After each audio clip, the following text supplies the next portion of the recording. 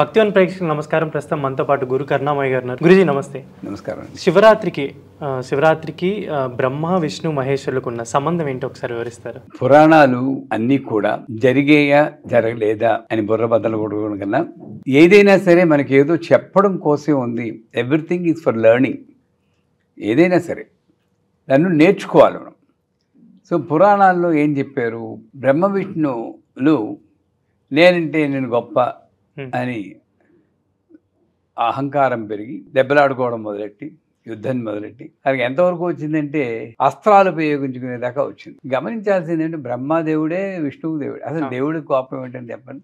ఆ కోపం వస్తే దేవుడు ఎలా అయ్యాడు అంటే రాముడు కూడా సీత కోసం రావణాసుని పట్టుకుపోతే సీత వెళ్ళిపోయావని ఏడ్చారు అని అంటుంది రామాయణం.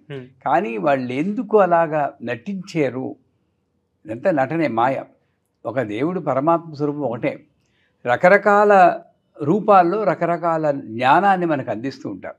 అంతే బ్రహ్మకి కోపం రాలేదు, విష్ణువుకి కోపం, అంతా యాక్షన్. చెప్పొచ్చేది ఏమిటంటే లింగోద్భవము అని చెప్పి శివరాత్రి నాడు చెప్తారు. లింగోద్భవ కాలం మంచిదని. లింగము అంటే ఏమిటి? ఒక ఐడెంటిటీ. పురుషలింగము, స్త్రీలింగము. లింగం ఐడెంటిటీ. నేను పరానా అంటే ఒక ఐడెంటిటీ. ఈ ఐడెంటిటీ లిమిటెడ్ పర్సనాలిటీలో ఉంటుంది. ఐడెంటిటీ అహంకారం. ఈ అహంకారం పెరిగినప్పుడు ఈ బ్రహ్మ విష్ణువులా కొట్టుకుంటారు. ఓకే, నేను గొప్ప అంటే నేను గొప్ప.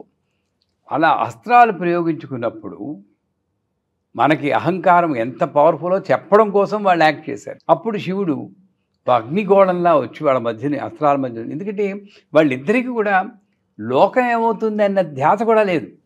ఓన్లీ వాళ్ళ కోపమే కనిపించింది అంతే. అంటే ఏంటి? అహంకారం ఎంత మాయలో పడేస్తుందంటే నీకు సంసారం ఏమవుతుందో తెలియదు, భార్య ఉంటుందో తెలియదు, భర్త ఉంటుందో తెలియదు, ఏమైనా పర్లేదు, నా ఈగో నాకు ముఖ్యం అన్న అది. అలా మనం ప్రాపంచికానికి అన్వయించుకోగలిగితే పురాణాలన్నీ మేలు చేస్తాయి.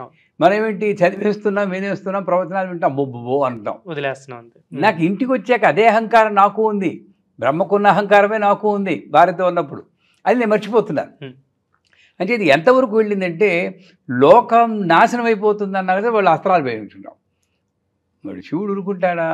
ఒక అగ్నిగోళంలా వచ్చారంట.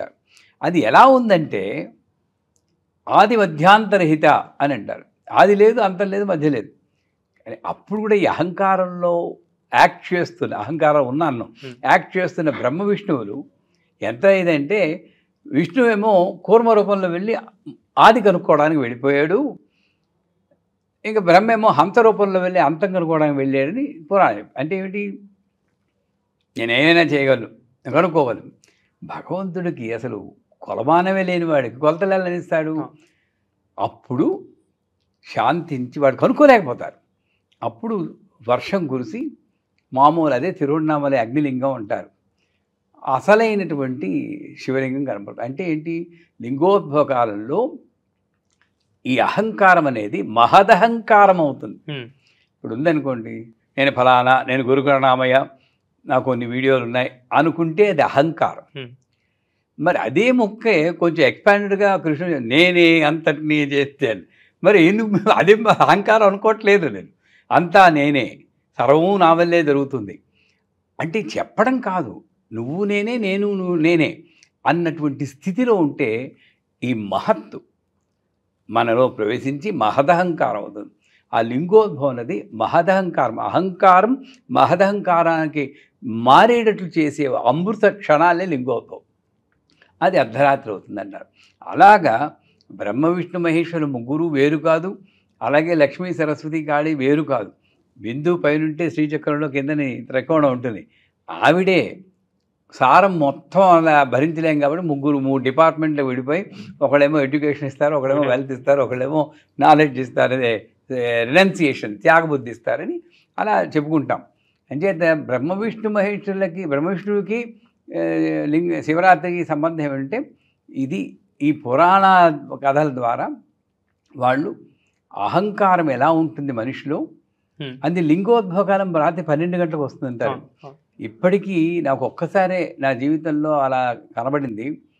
ఒక ఆయన చెప్పారు, ఆకాశంలో కరెక్ట్గా లింగోద్భవకాలం చూస్తే ఈశాన్య భాగంలో నక్షత్రాలన్నీ కూడా శివలింగ ఆకారంలో కనపడతాయి. ఓకే, ఆ రూపం వచ్చేస్తుంది. అది అద్భుతం. ఒక్కసారే చూశాను. అది కూడా ఫ్రాక్షన్ ఆఫ్ సెకండ్ ఉంటుంది. అలా కళ్ళు విప్పుకుని చూడాలి. ఒకసారి కనబడి తర్వాత నుండి ఎన్నిసార్లు చూడ కనబడలేదు అనుకోండి, అది విషయం. నాకు కనబడలేదన్నంత మాత్రం ఆయన అబద్ధం చెప్పడం లేదు, వచ్చి ఉండొచ్చు మీ ప్రాప్తం లేదనుకో. అంచేత ఆ సమయంలో నువ్వు ధ్యానం చేస్తే ఈ అహంకారం అనేది కొంచెం తగ్గిది మహదహంకారం కానీ అన్నీ నేనే, అంతా నేనే. మీరు కోపగించుకున్నారన్నా నేనే నా మీద కోపగించుకున్నాను, అప్పుడు నాకు నీ మీద కోపం రాదు కదా. అటువంటి మార్పు తెచ్చేది ఈ శివరాత్రి నాడు. అయితే శివరాత్రి గురించి ఇంకొక డౌట్ ఏంటంటే, నార్మల్గా ఏదైనా శివుడికి సంబంధించిన పండుగలు వస్తే విష్ణాలయాలకు వెళ్తూ ఉండరు. అంటే ఈయనకి సంబంధించిన పండుగలు ఏమైనా వస్తే శివాలయాలు ఖాళీగా ఉంటాయి. అలా ఇప్పుడు శివరాత్రి రోజు విష్ణాలయాలకు వెళ్ళొచ్చా? శివాయ విష్ణు రూపాయ శివరూపాయ విష్ణువే శివ హృదయం విష్ణోచ్చ హృదయం శివ యథా శివమయం విష్ణు ఏవం విష్ణుమయం శివ యథా అంతర్నపశ్యామి తథామే స్వస్తిరాయుషి అంటుంది. అది సంధ్యావందన మంత్రం. అంటే ఏమిటి? శివుడికి విష్ణువుకి తేడా చూడని యథ అంతరం నపశ్యామి, తేడా చూడని వాడికే ముక్తి అని శాస్త్రం ఘోషిస్తుంది. ఇదేమిటి తేడా లేదు.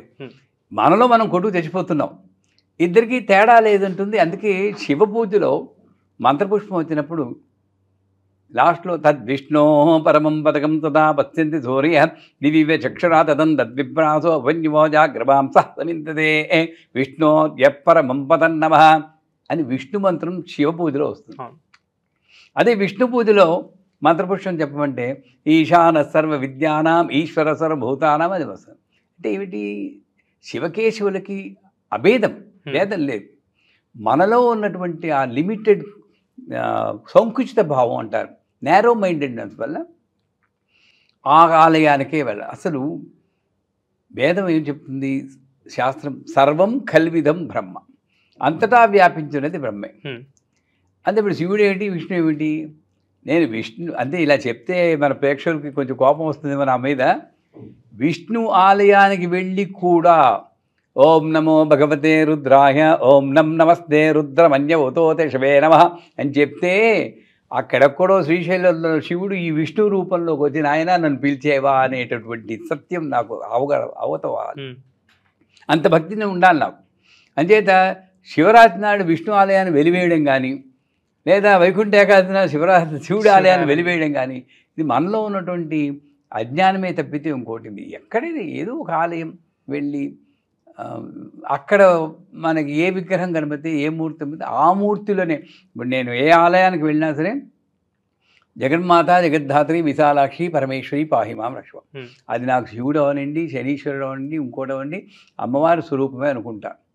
నేను అమ్మవారి ఉపాసనగా ఆ దృష్టిలో నువ్వు చూసినప్పుడు ఇది వినాయకుడు, నేను వైష్ణవుడిని, నేను విశ్వక్షేణినే పూజ చేయాలి, వినాయకుని పూజ చేయకూడదు అంటే ఏంటి? నీకు దృష్టి విష్ణువు మీద లేదు, ఈ రూపం మీద ఉంది. ఏకాగ్రత ఎక్కడుంది? నాకు ఏది ఒక మొబైల్ ఫోన్ పట్టినా మా ముందు అది విష్ణువే అనుకునే స్థితిలో నేను ఉండాలంటుంది. నేను ఇంజనీరింగ్లో గోదావరి బ్యారెల్లో పనిచేసినప్పుడు సర్వేకి వెళ్ళినప్పుడు ఒక సర్వేయర్ ఉండేవాడు. ఆయన కృష్ణ భక్తుడు. ఎంత భక్తుడంటే జోడులు వేసుకోవడానికి కాళ్ళు పెడుతుంటే జోడులో ఆ జోడులో కృష్ణుడు కనిపెట్టేవాట. అందుకని జోడులు వేసుకోకుండా వచ్చి ముళ్ళు గుచ్చుకుంటుంటే సర్వే. అంత గొప్ప భక్తుడు ఉండాలి నాకు. నా ముందు ఏముంది అని గ్రహించినటువంటి తాదాత్మ్యంలో ఉంటే ఈ భేదం నాకు. ధన్యవాదాలు గురు.